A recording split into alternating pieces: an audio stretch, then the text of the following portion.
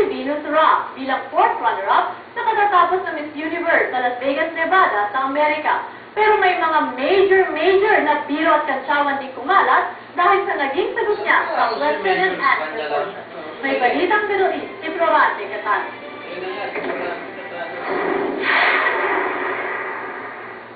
Kahit nang hihinayang, masaya pa rin si Rio Ambassador sa Alcobar dahil hindi binigo ni Venus Ra ang mga umahanga sa kanya gaya niya. Nakasama ang pambato ng Pilipinas na sira sa top 5 na katatapos na Miss Universe pageant sa Las Vegas, Amerika, kung saan ang fourth runner-up siya noong Martes.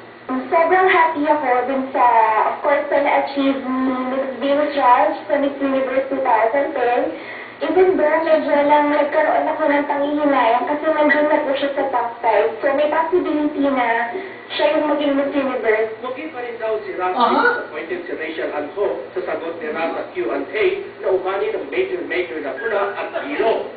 Favorite po siya sa mga online, sa Facebook, o hindi ako sa Twitter. Side pa rin po natin bilang isang Pinoy na makasama siya sa top 5. And sabi natin na panalo pa rin siya. Hindi lang ang Pinoy sa nalapin ni Ra, kundi maging ang Indian community dahil ang ama ni Ra ay isang Indian. She's a hot Indian. Of course, our community was so proud of her. Sinusuportahan naman ng mga Pinay ang suwestyon ng 1969 Miss Universe Gloria Diaz na panahon na para magkaroon ng interpreter ang susunod na pambato ng Pilipinas. Pagka nag-interview ka, parang may enough time ka mag-isip na kung sasagot na talaga. Para naman po magkaroon ng time yung mga representatives natin at mas ma-express nila yung gusto nilang sabihin sa sariling wikan. Tampang sila na hindi matitihado pagka interpreter na ang ating pambato sa susunod na patimpala. Nagbabalita sa Middle East, Florante Catano, Alcobar, Saudi Arabia.